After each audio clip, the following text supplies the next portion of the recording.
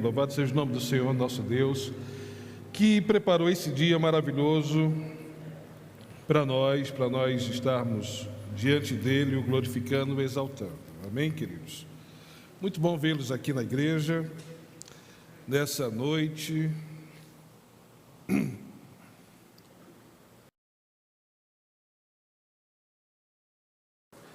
Mas enfim, queridos, Josué, capítulo 1, vamos ler a partir do versículo 1 também. Na medida que vocês forem achando, por favor, fiquem de pé. Nós costumamos pedir isso em reverência a essa palavra tão poderosa, a palavra do Senhor.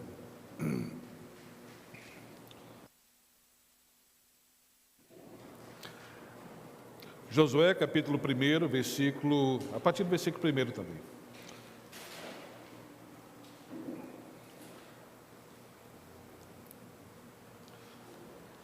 Que diz: sucedeu, depois da morte de Moisés, servo do Senhor, que este falou a Josué, filho de Num, servidor de Moisés, dizendo: Moisés, meu servo, é morto. Dispõe-te agora, passa este Jordão, tu e todo este povo, a terra que eu dou aos filhos de Israel. Todo lugar que pisar a planta do vosso pé, vou-lo tenho dado, como eu prometi a Moisés. Desde o deserto e o Líbano, até o grande rio, o rio Eufrates, toda a terra dos heteus, e até ao mar grande para o poente do sol, será vosso limite.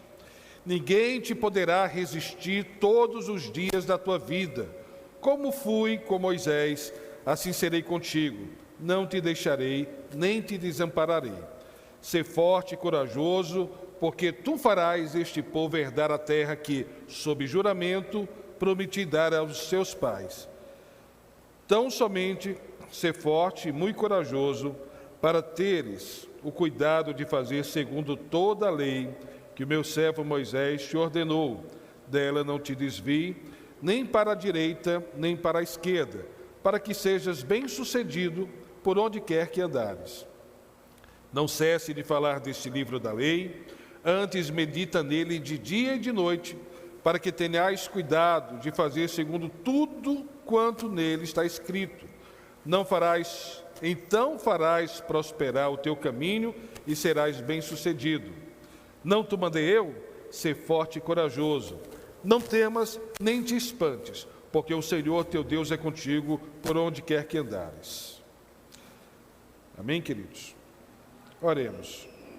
Senhor Deus, te bendizemos e te glorificamos nessa noite pela tua palavra, Senhor Deus. Palavra tão poderosa, Pai, para nos mostrar, Senhor Deus, aonde precisamos acertar, aonde estamos errando. Palavra essa, Senhor Deus, que revela para os homens a tua vontade, desde o entendimento que temos que o Senhor se revelou através das Escrituras, Pai. Que nessa noite, Pai, essa tua vontade seja explicitada, que venhamos aprender mais de Ti, que Teu Santo Espírito possa estar ministrando aos nossos corações. Fala conosco, Senhor Deus, nessa noite. Assim te pedimos, em nome do Teu Filho Jesus. Amém. Podem sentar, queridos.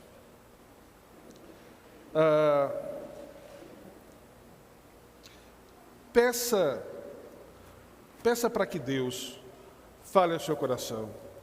Peça para que Deus ministre ao seu coração. Muitas vezes nós olhamos para o homem, ao invés de escutarmos a voz do Senhor. Que nessa noite você não olhe para mim, nem para a minha imperfeição, ou a minha incapacidade, a minha limitação, mas que venhamos olhar para o Senhor, que venhamos dar ouvidos às santas Escrituras, que nos mostra, que nos revela a vontade de Deus para nós, a sua igreja, o seu povo. Então que esse seja o sentimento no coração de cada um aqui. Eu sei que vocês não vieram me ouvir.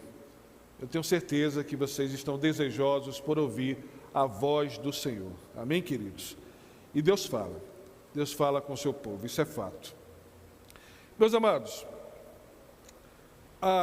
domingo passado, pela manhã, na escola bíblica, eu ministrei sobre uma jornada de fé, necessariamente quando o povo de Israel, o povo israelita, eles saem do Egito, são libertos do Egito, atravessam o mar, né, e entram nessa grande jornada rumo à terra prometida, uma terra que Deus tinha prometido há gerações atrás, tinha prometido a Abraão e toda a sua descendência. Foram 40 anos naquele deserto, 40 anos de muita luta, onde muitos morreram, onde o povo foi, digamos que, de certa forma até purificado, podemos enxergar dessa forma, onde o povo foi preparado. O interessante desses 40 anos é porque antes desses 40 anos, nós tivemos 400 anos de escravidão. Então, nesse período em que o povo esteve no Egito, eles aprenderam de tudo que vocês possam imaginar do paganismo, de toda a cultura egípcia. E esses 40 anos também serviram para purificar essa mente, a espiritualidade do povo de Israel. Foram 40 anos onde aquele povo teve contato direto com Deus. Todos os dias, quando eles se acordavam, eles poderiam se servir do maná que Deus providenciava durante a madrugada. À noite, uma coluna de fogo, durante o dia, uma coluna de nuvem, a presença de Deus constante. Em alguns momentos, Deus mandando aves para saciar a fome, a necessidade por carne. Então, se tem uma coisa que o povo de Israel, aquele povo, o povo israelita, não pôde reclamar, foi da ausência de Deus nesse período de 40 anos nesse deserto. Um período onde Deus se mostrou um Deus cuidadoso, um Deus atencioso, um Deus zeloso pelo seu povo. Foram 40 anos de uma jornada muito árdua, e eu acredito que foram 40 anos de uma expectativa também muito latente no coração daquele povo. Eles estavam saindo de um cativeiro rumo a uma terra que lhes foi prometida, e dentro dessa promessa existia ainda a prerrogativa de estarem indo para uma terra que emanava leite e mel, uma terra muito próspera. Você consegue imaginar aquele desempregado que está há vários anos sem conseguir um emprego e de repente ele é contratado, a alegria que se instala no coração dele, porque a partir desse momento ele vai ter condições de poder manter-se e sua família. Eu quero fazer essa analogia, que aquele povo estava, durante aqueles 40 anos, como esse, que estava caminhando para uma terra onde eles iriam finalmente descansar, uma terra onde eles iriam finalmente gozar de todas as promessas, de todas as bênçãos de Deus para as suas vidas. Enfim, lá está a terra prometida. O que separa o povo da terra era simplesmente o Rio Jordão, mas algo acontece que talvez eles não estivessem esperando. O grande condutor, o libertador, se assim eu posso classificar, o homem que foi levantado por Deus para tirar o povo do Egito, o homem que foi usado por Deus para expressar ao povo toda a sua vontade, morrera. Estava lá Moisés morto, frente à terra prometida. O Moisés, que tanto pregou, que tanto ensinou, naquele momento não pôde entrar nessa terra. E o que seria então? O que aconteceria a partir desse momento? Como é que o povo poderia se portar diante de tal desafio sem o seu grande líder? Deus providencia de imediato uma saída, uma solução.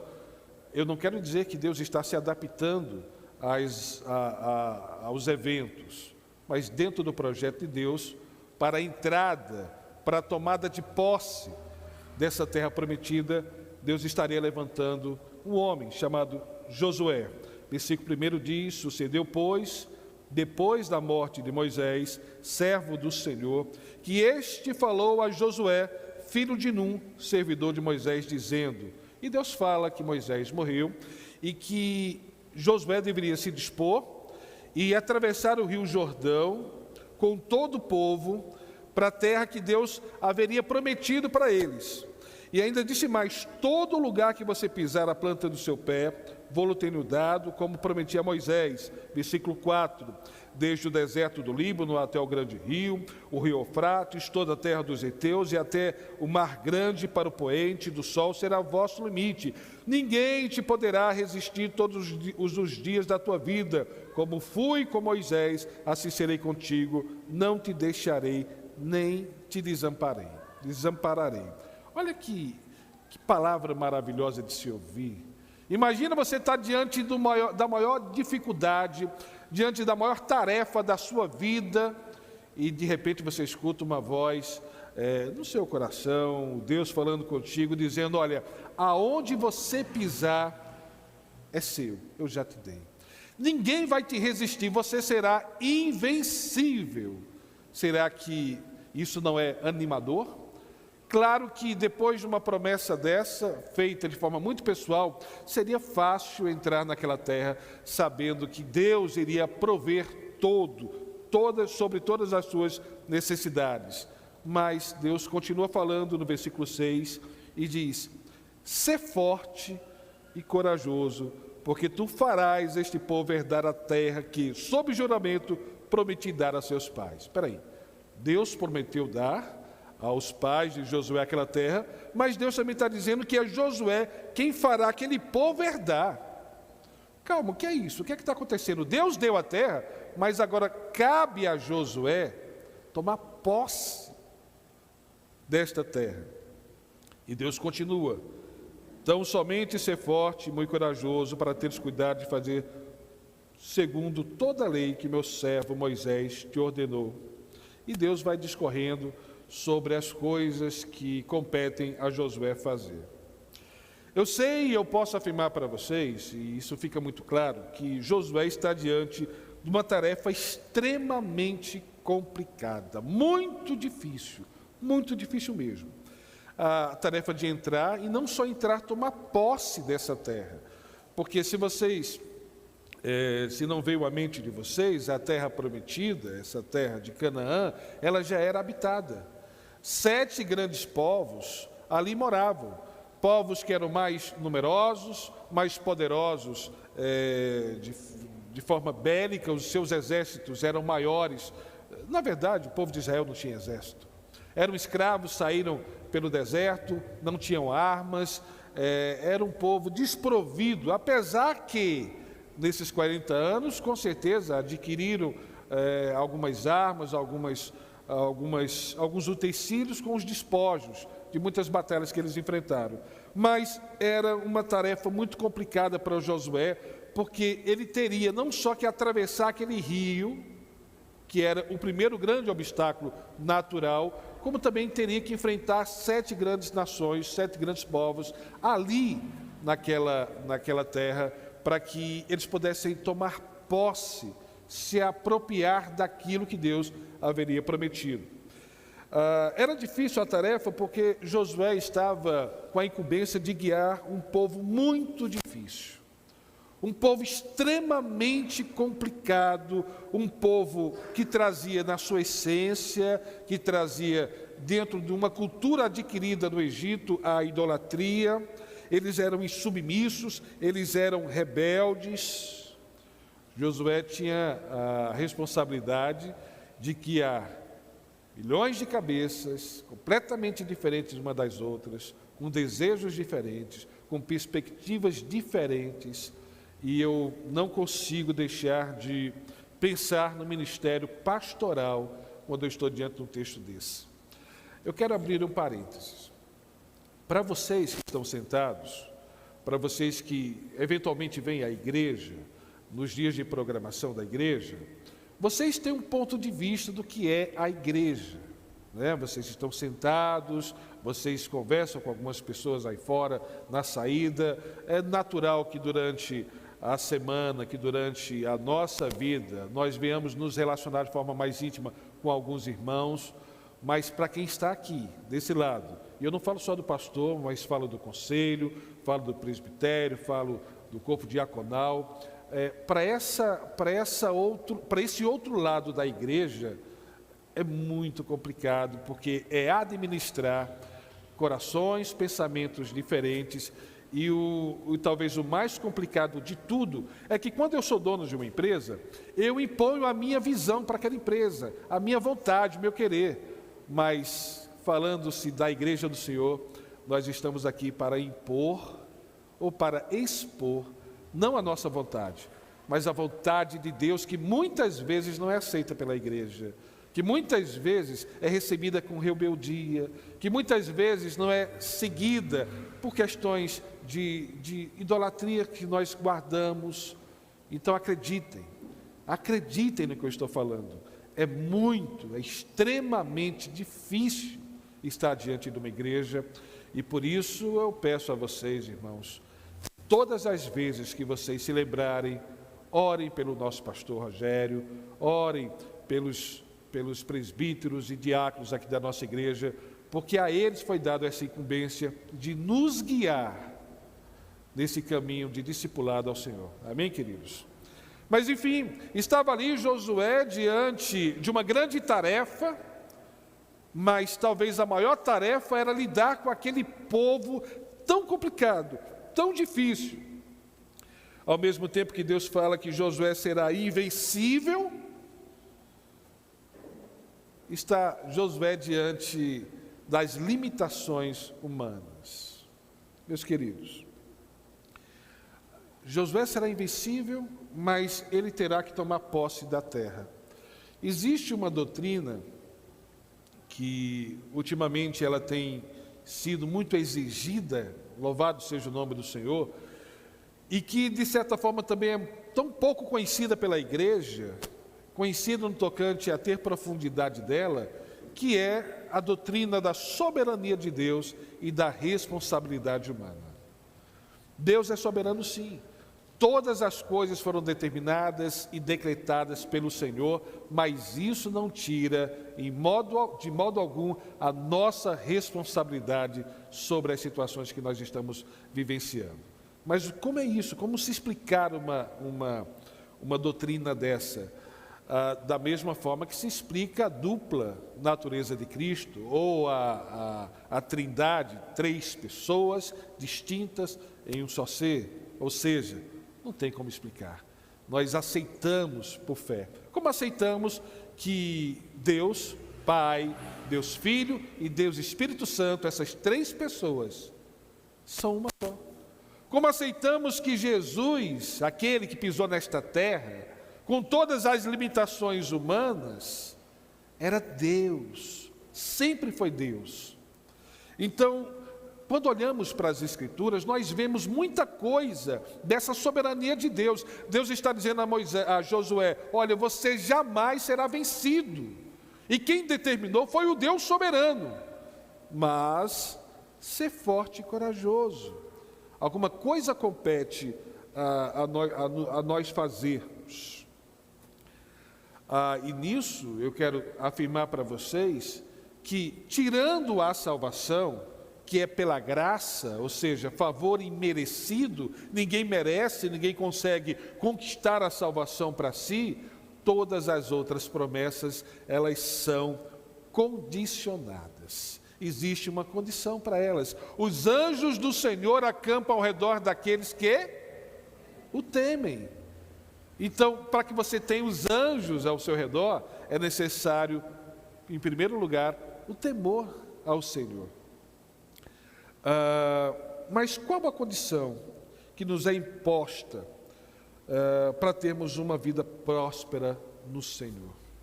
A salvação nós já obtivemos pela graça, o Senhor nos escolheu. Jesus na cruz pagou o preço dos nossos pecados, nos salvando. Nós já somos salvos, já fazemos parte daquela grande e celestial Nova Jerusalém. Somos cidadãos dos céus. Isso ninguém pode tirar de nós, nem nós mesmos podemos jogar isso fora, porque o Senhor é aquele que faz prosperar e preserva os nossos passos. Mas Josué está diante de uma grande tarefa, de uma grande responsabilidade, e como ele poderia ser próspero, ter êxito nessa nova tarefa dele? E isso eu trago para os tempos de hoje. A partir de então, eu quero trazer essa história, essa narrativa bíblica para as nossas vidas. Nós estamos sim, queridos, diante de uma grande e difícil tarefa, que é iniciarmos o ano de 2021 olhando para o Senhor com fé no Senhor. É fato que a palavra pandemia já encheu o saco, como diz o outro. Ninguém aguenta mais ouvir essa palavra. Mas é fato que nós ainda estamos nela. É fato que esse ano de 2021 ainda terá e trará grandes desafios. Sabe, aqueles que já tiveram algum susto, ou então aqueles que, de alguma forma, tiveram algum contato direto ou indireto com essa doença.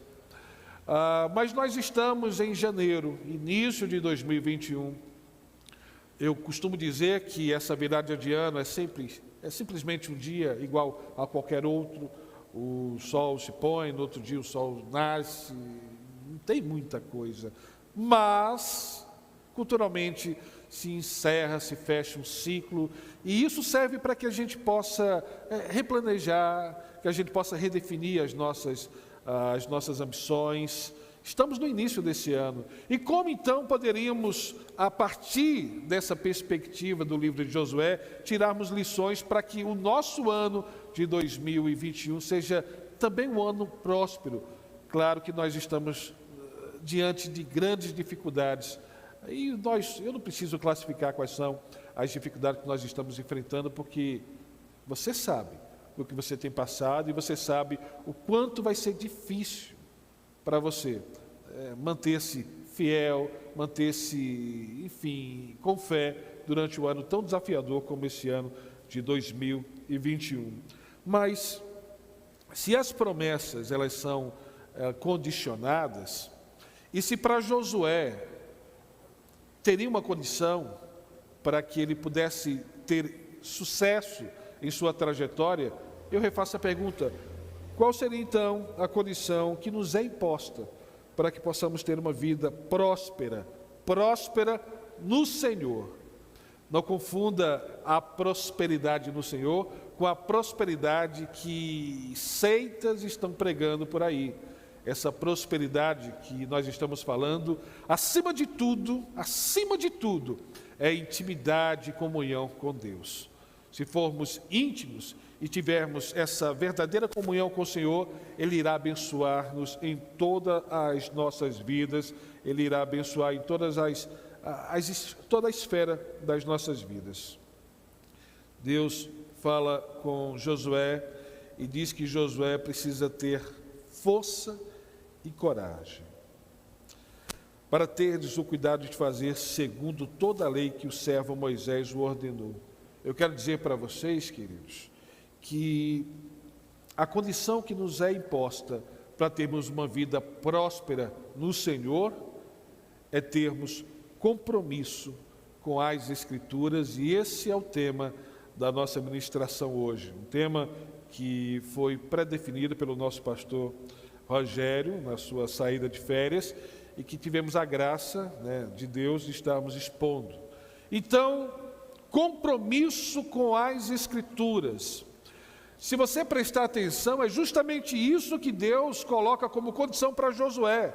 Olha, Josué, aí está a terra, e você vai ser invencível, eu estarei com você, entretanto, tenha compromisso com as Escrituras. O maravilhoso desse texto de Josué é porque nós temos praticamente o Pentateuco saindo do forno. Josué, ou na verdade Moisés, tinha acabado de escrever os 5 primeiros livros da Bíblia. O início da construção do cânon bíblico estava ali, nas mãos de Josué. E Deus coloca como condição para que Josué fosse vitorioso, para que tivesse sucesso em sua empreitada, simplesmente ter compromisso com as Escrituras. E em primeiro lugar eu destaco que é preciso força e coragem para termos compromisso com essas Escrituras. Força e coragem. Versículo 7 diz: tão somente ser forte e muito corajoso para teres cuidado de fazer segundo toda a lei que o meu servo Moisés te ordenou. Força e coragem. Tão somente ser forte e muito corajoso, para terdes o cuidado de fazer segundo toda a lei que meu servo te ordenou. Força, força, determinação, esforço, disciplina. A primeira dica que Deus dá a Josué, para que ele tivesse uma vida compromissada com a palavra, com as escrituras, com aquilo que Deus tinha revelado através do seu servo Moisés, era que era necessário, exigiria de Josué força, determinação, esforço, disciplina. Salmo 119:11 diz: guardo no coração as tuas palavras para não pecar contra ti. É uma questão de decisão pessoal, queridos. É uma questão que faz parte da responsabilidade humana. Deus disse a Josué que ele seria invencível, entretanto, caberia a Josué ser forte. Caberia a Josué decidir se relacionar com aquelas escrituras de forma diferente. Imagina então estar Josué diante de uma grande empreitada que era administrar, governar aquele povo, e Deus diz: olha, medita nessa lei de dia e de noite, como se ele não tivesse nada para fazer. Além de conduzir o povo, Josué deveria estar debruçado sobre aquela palavra, sobre aquilo que tinha sido escrito. É uma questão de decisão pessoal, um relacionamento, compromisso com as sagradas escrituras depende de uma decisão sua. Não pense que porventura você à noite irá se deitar e dizer: Senhor, me abençoa, Deus. Eu quero ser mais comprometida com tua palavra, eu quero me esmerar mais nas tuas santas palavras. E de repente, no outro dia de manhã, você acorda o crente mais piedoso do mundo. De forma alguma, queridos. Não funciona dessa forma. Existe uma necessidade por se esforçar. Quando eu coloco determinação, esforço e disciplina para sintetizar essa força, eu estou dizendo que se você não tiver a determinação, a força de vontade, se você não for uma pessoa disciplinada para se educar ao ponto de estabelecer os horários nos quais você terá contato com essa escritura, você jamais irá conseguir. Ou será que você acha que você consegue ter compromisso com as escrituras pelo acaso? Mas como eu vou me comprometer com uma coisa que eu não conheço? Como eu vou saber qual a vontade de Deus para a minha vida, quais são os caminhos que Ele quer que eu percorra, se eu ao menos medito, se eu ao menos leio as Sagradas Escrituras? Eu leio a Bíblia de vez em quando. Quantas vezes por semana vocês têm lido a Bíblia? Eu sei que existem muitos crentes piedosos, e eu sempre faço esses desafios. Acredite, eles servem até para mim mesmo. Eu não estou julgando os irmãos, pelo contrário. Eu quero que vocês reflitam sobre a vida que vocês estão tendo. Eu não tenho muito tempo para isso. Eu trabalho o dia inteiro. Eu acordo cedinho, vou trabalhar, e depois eu volto. À noite tem alguma outra programação, tem faculdade, ou então tem outro trabalho à noite. Será que Josué era um desocupado? Para Deus dizer que ele teria que meditar nessa palavra de dia e de noite? Não, de forma alguma. Disciplina, queridos. Disciplina. Passou uma menina lá, semana passada, aqui, tem uns 15 dias, ela foi professora do meu filho, João Pedro, e ela chegou para mim e disse: olha, eu conversando com ela é personal, e eu dizendo que queria, 2021 chegou, início de janeiro, você sabe que é início da gente começar aquele velho regime, Mas eu conversando com ela sobre essas questões, ela disse: olha, é disciplina, é você tirar por dia meia hora, 20 minutos, e você começa, e depois você vai se habituando, e depois você vai estendendo esse horário. Quando você menos esperar, você está lá, fazendo 1, 2 horas de atividades físicas diárias. Da mesma forma, com relação às Sagradas Escrituras, deve ser um exercício diário, que no começo é difícil. Eu sei que é difícil. Muita gente, quando começa a ler a Bíblia, dá sono, fica impaciente, fica cansado, não entende o que está lendo, mas entenda que no decorrer do tempo, esse sono vai indo embora, você vai começando a se envolver com a história, com a narrativa, e Deus vai começar a falar ao seu coração, e quando você menos esperar, você está lá com esse hábito diário de se relacionar com essas sagradas escrituras, até porque é necessário para que você possa entender a vontade de Deus. Você foi salvo, louvado seja o nome do Senhor por isso, mas é necessário que venhamos crescer tanto na graça como no conhecimento. Amém, queridos? Mas Deus também olha para Josué e diz que ele precisa ter coragem. Não só força, mas coragem. Quantas e quantas pessoas eu não conheço que dizem que não leram a Bíblia porque não querem descobrir a verdade, e enquanto elas estiverem alheias a essa verdade, elas não poderão ser cobradas por ela. Tem muita gente que pensa dessa forma. Na verdade, a palavra de Deus nos desafia a mudar.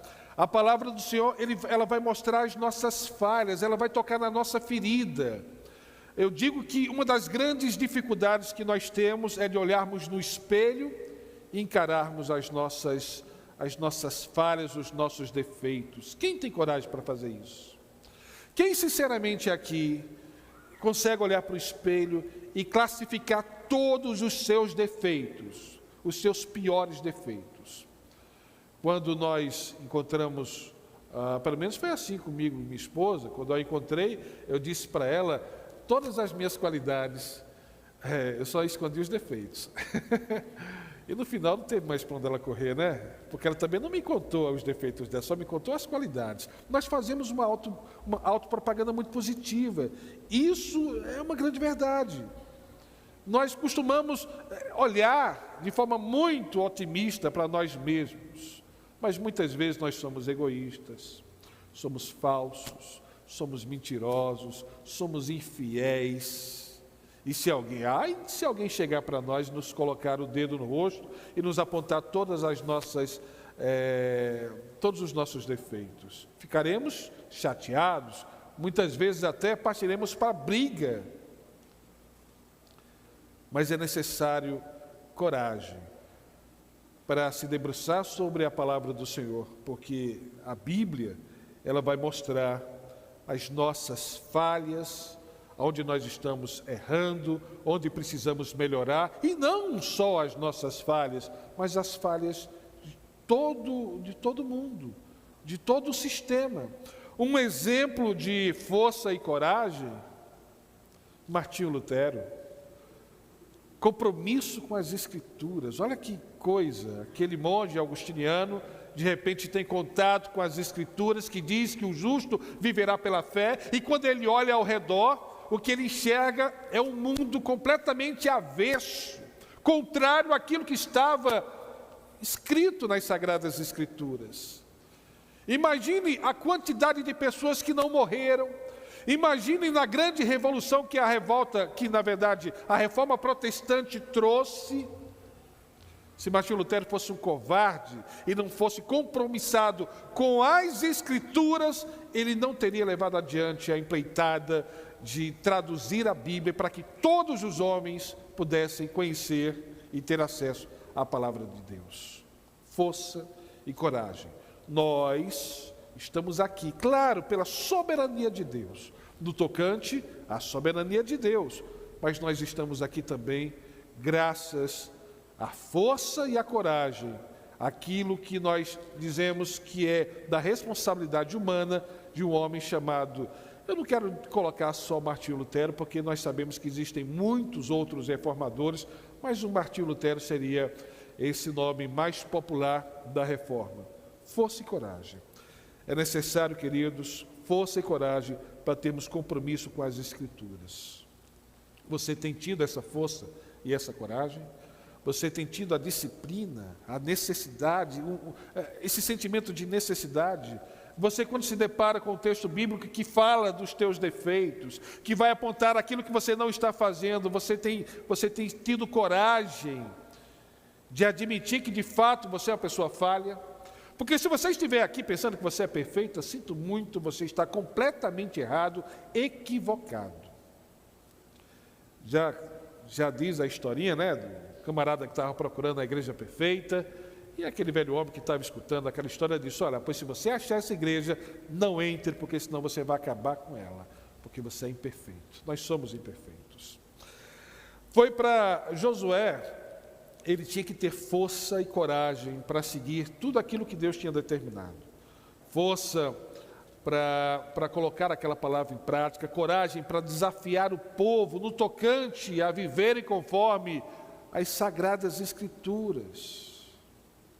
Mas também eu posso afirmar para vocês que para ser compromissado com as Escrituras, ou na verdade, ser compromissado, você ter compromisso com as Sagradas Escrituras vai resultar em sucesso dos mais diversos empreendimentos para você.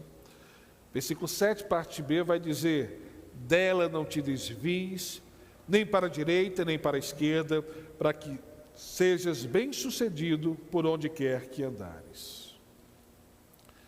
Josué tinha uma estrada muito difícil, como eu já disse, mas o Senhor disse que se ele não se desviasse da santa palavra, da Sagrada Escritura, em nenhum milímetro, nem para a direita, ou seja, essa direita e esquerda, eu entendo como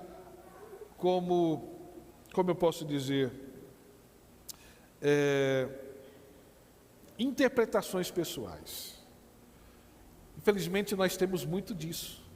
O texto está ali, mas eu vou interpretar esse texto conforme a minha necessidade. Eu não quero enxergar a verdade, então eu vou adaptar esse texto para que ele me caia com uma luva sobre aquilo que eu quero extrair do texto. Deus diz: olha, você não pode ir nem para a direita e nem para a esquerda, você tem que andar conforme o que foi dito. E por isso, irmãos, eu louvo ao Senhor, pois no nosso meio presbiteriano nós prezamos muito por esse estudo da palavra. Nós tratamos as Santas Escrituras com o respeito que ela deve ser tratada. É por isso que é tão difícil e tão longo o caminho, né, para chegar ao ministério pastoral aqui na nossa igreja, porque precisamos conhecer essa palavra, porque vocês são povo de Deus e vocês merecem nada mais, nada menos do que a verdade, a santa palavra do Senhor. Meus queridos, toda ação, ela vai redundar em uma reação. Se comprometer com as Escrituras é trilhar o caminho da sabedoria. No momento em que você decidir se debruçar sobre essa santa palavra, pode ter certeza que algumas coisas irão acontecer, algumas consequências virão à vida de vocês. Porque, na verdade, você estará enxergando os caminhos da sabedoria do Senhor. As Escrituras nos mostram o caminho da justiça de Deus. E eu vou ler agora um trecho do Salmo 119, do versículo 101 ao versículo 106. Olha que coisa maravilhosa, olha que texto lindo. Salmo 119, versículo 101 ao 106, que diz: de todo o mau caminho desvio os pés para observar a tua palavra. Não me aparto dos teus juízos, pois tu me ensinas. Quão doces são as tuas palavras ao meu paladar, mais que o mel à minha boca. Por meio dos teus preceitos consigo entendimento. Por isso detesto todo caminho de falsidade. Lâmpada para os meus pés é a tua palavra e luz para os meus caminhos. Jurei e confirmei o juramento de guardar os teus retos juízos. Louvado seja o nome do Senhor. Lâmpada para os meus pés e a tua palavra em luz para os meus caminhos. Uma alusão aos marceneiros, aos lenhadores, que iam na mata tirar a madeira e no voltar para casa, no final do dia, na tardezinha, já escurecendo, eles com as madeiras cortadas nos ombros, eles colocavam na ponta da madeira e ficava lá adiante uma lâmpada, tipo um candeeiro aceso, pendurado, para que eles pudessem enxergar o caminho onde eles estavam andando. Imagina então você levar uma topada com uma tora de madeira nas costas. Difícil, complicado. Lâmpada para os meus pés é a tua palavra e luz para o meu caminho. Meus queridos, quando nós nos compromissamos com as Escrituras, pode ter certeza que o caminho ele fica muito mais claro, os nossos passos são bem direcionados, existe uma porcentagem menor de nós errarmos. Então é fato que nos empreendimentos nos quais nós estamos engajados, o resultado, a probabilidade de sucesso é muito maior, porque as Sagradas Escrituras nos mostram por onde nós devemos andar. Agora imagina quem não lê a Bíblia. Imagina o cristão convertido que simplesmente não se relaciona com essa Sagrada Escritura. Como ele poderá se desviar do que é mal? Como ele poderá percorrer aquilo que é bom? Olha para você. Você tem tido de fato um relacionamento, você tem tido compromisso com as Escrituras, e ter compromisso com as Escrituras também é colocar em prática aquilo que está sendo lido, porque quando nós colocamos em prática, nós atestamos que acreditamos naquilo que foi posto pelo profeta como inspirado por Deus. Mas para não demorarmos, existe um terceiro aspecto que eu queria trazer para os irmãos, e que é um aspecto difícil de falar, mas extremamente necessário. A confessionalidade e a meditação são requisitos para a prosperidade. E quando eu falo prosperidade, é no Senhor. Eu não estou falando de ficar rico, de ter casa, de ter fazenda, não. Eu estou falando de intimidade com Deus. A confessionalidade e a meditação. Versículo 8 do texto de Josué que nós lemos diz: não cesses de falar deste livro da lei, antes medita nele de dia e de noite, para que tenhas cuidado de fazer segundo tudo quanto nele está escrito, então farás prosperar o teu caminho e serás bem-sucedido. Uma dica que Deus dá a Josué para que ele pudesse conduzir aquele povo diante daquela tamanha dificuldade era Josué não parar de falar do livro. E não só isso, além de falar, meditar. Ele tem que falar e meditar. Confessionalidade, mas o que é isso? Sinceramente, eu olho hoje para a igreja com muita tristeza, porque nós estamos entrando num período muito difícil, nós estamos tendo uma crise de identidade, essa é a grande verdade. Estamos em meio a essa crise de identidade. Eu vou explicar para vocês de forma bem breve, porque nós estamos vivendo uma crise de identidade. Nós, presbiterianos, somos uma igreja genuinamente confessional. Nem todos os presbiterianos sabem disso. Nós estamos vivendo uma crise de identidade, porque quando se fala aqui no Brasil sobre igreja evangélica, quem está lá fora vai confundir tudo. Nós, presbiterianos, que somos por natureza confessionais, nós que somos reformados, nós que temos uma teologia completamente distinta, que somos aliancistas, somos confundidos com Universal do Reino de Deus, com Mundial, com a Igreja da Graça, nós somos confundidos com Adventistas dos Sétimos Dias, com Testemunho de Jeová, com Congregação Cristã do Brasil. Nós somos confundidos com as mais diversas seitas, porque nós não somos, ou pelo menos deixamos de ser confessionais. As pessoas nos confundem com eles porque nós não destacamos a nossa diferença. Para eles é tudo uma coisa só. Porque nós estamos simplesmente nos fechando, nós estamos vivendo dentro do nosso casulo. Isso é uma pena, queridos. Interessante é que o que eu posso dizer é que nós estamos, na verdade, perdendo a nossa identidade. E eu quero dizer que confessionalidade é isso, é identidade. Eu quero trazer para vocês um texto que tem vários séculos. E quando eu li agora à tarde em casa, minha esposa Fernanda deu um pulo e disse: Tamar, o que é isso? Você é louco? Você vai ler isso na igreja? Eu vou sim.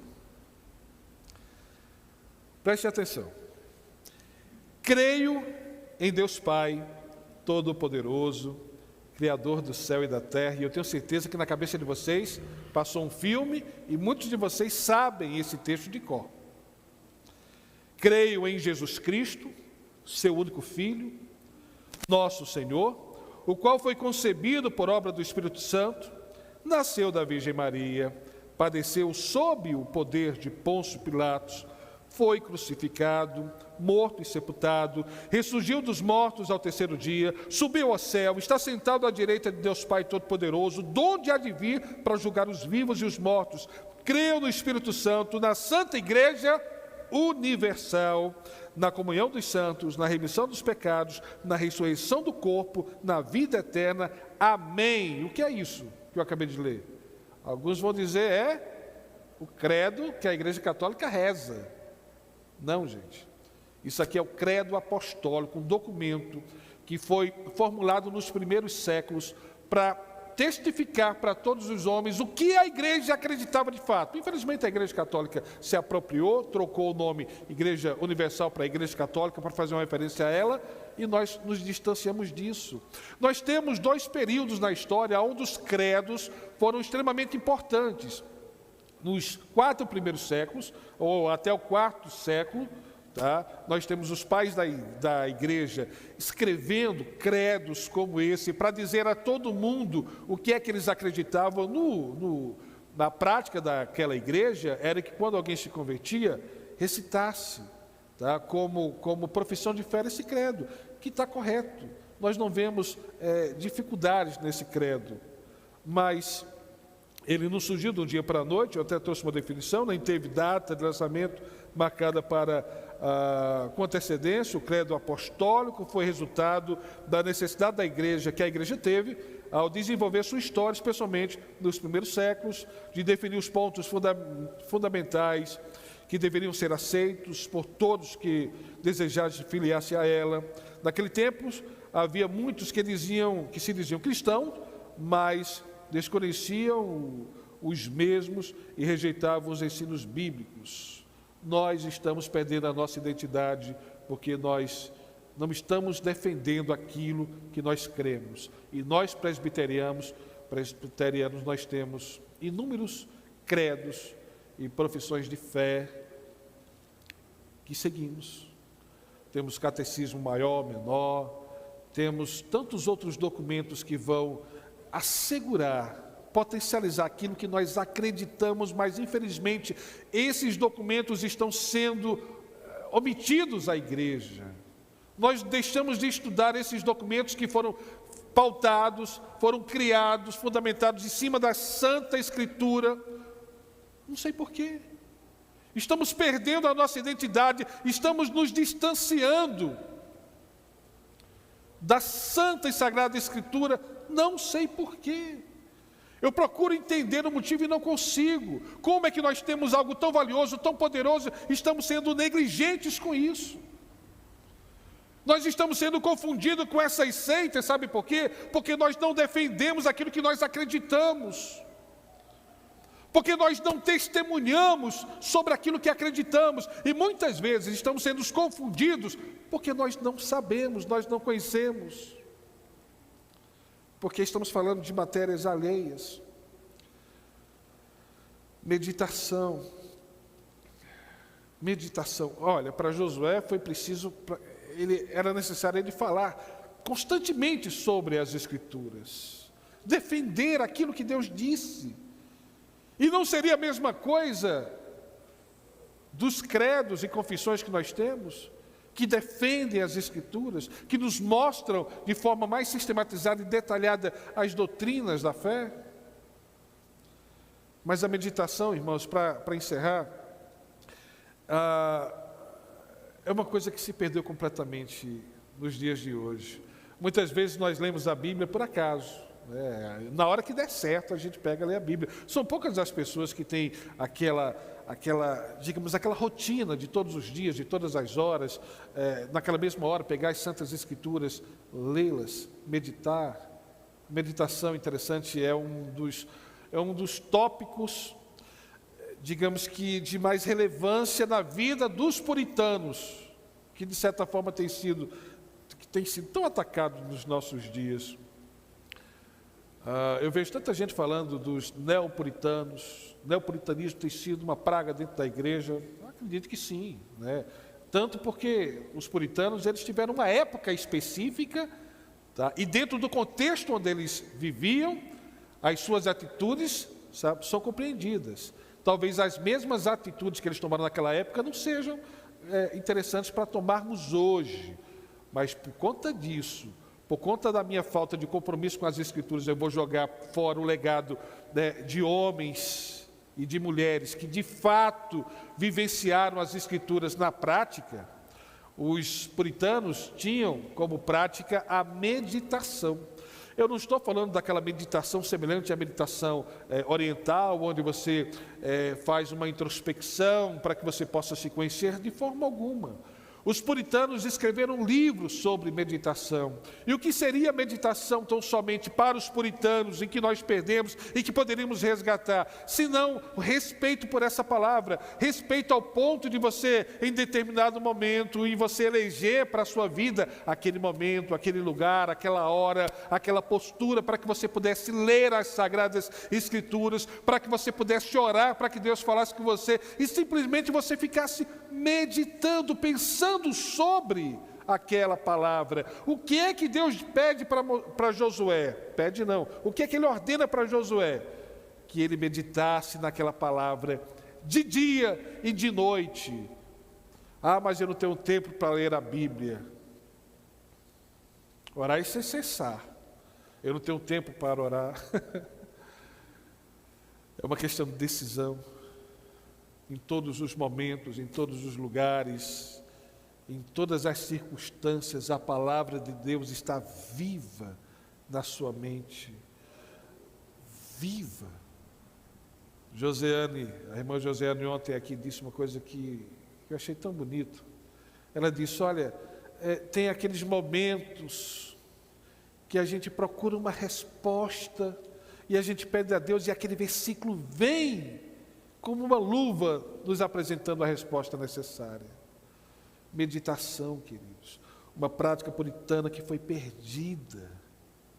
E quando eu digo prática puritana, eu estou querendo dizer que, para eles, da mesma forma que existia hora para acordar, tomar café, almoçar, jantar, tinha uma hora específica no dia para meditar na palavra do Senhor. Uma hora onde eles sentavam com toda a reverência diante da palavra do Senhor, onde eles liam essa palavra, onde eles oravam e eles pediam para que Deus pudesse continuar falando, e ali eles ficavam.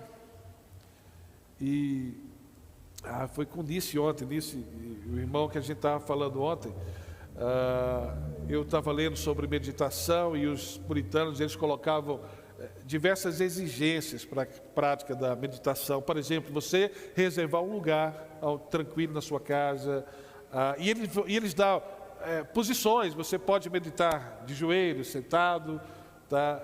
E o interessante é que Eu não achei deitado na cama. Cama é lugar para dormir. Mas a gente tem essa história, né? De se lembrar de Deus só quando a gente vai se deitar, porque enfim, estamos ali, parados, inertes, sem fazer nada, aí lembramos de Deus ali. Não, irmãos. Para Josué foi posto a prerrogativa de falar da sua fé e de meditar nas Sagradas Escrituras. Irmãos, Salmo 1, versículo 1 a 3, vai ser quase que uma reedição daquilo que Deus fala para Josué, porque o Salmo diz: bem-aventurado o homem que não anda no conselho dos ímpios, não se detém no caminho dos pecadores, nem se assenta na roda dos escarnecedores. Antes o seu prazer está onde? Na lei do Senhor. E nessa lei, o que é que ele faz? Medita de dia e de noite. O que é que vai acontecer se ele fizer isso? Ele é como árvore plantada junto à corrente de águas, que no devido tempo dá o seu fruto, e cuja folhagem não murcha, e tudo quanto ele faz será bem sucedido. Tudo, absolutamente tudo que ele faz, ele será bem sucedido. Se ele é um pai de família, se ele tiver compromisso com as Escrituras, se nessas Escrituras ele meditar de dia e de noite, ele será bem sucedido.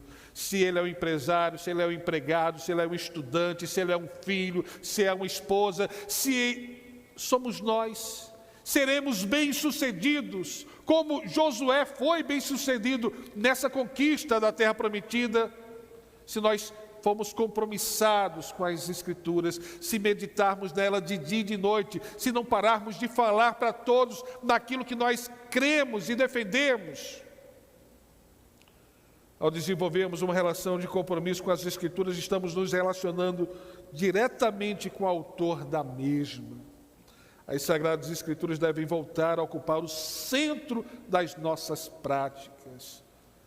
E eu vou lhe perguntar mais uma vez: qual a importância, qual o lugar que a palavra do Senhor ocupa na sua vida? Eu não poderia deixar de ler, para encerrar, 2 Timóteo, capítulo 3, versículo 16 e 17. Eu não poderia ser negligente para não trazer esse texto para vocês, que diz: toda a Escritura é inspirada por Deus e útil para o ensino, para a repreensão, para a correção, para a educação na justiça, a fim de que o homem de Deus seja perfeito e perfeitamente habilidoso para toda boa obra. O homem só será bem-sucedido em toda a sua vida se ele tiver compromisso, em primeiro lugar, com as Escrituras. E que, a partir desse momento, vocês passem a enxergar as Escrituras, a santa palavra do Senhor, de forma diferente. Não é apenas um livro que nós trazemos para a igreja, mas é a palavra de Deus que nos mostra o caminho que nós devemos perseguir, o caminho do sucesso, da prosperidade em Deus. Amém, queridos?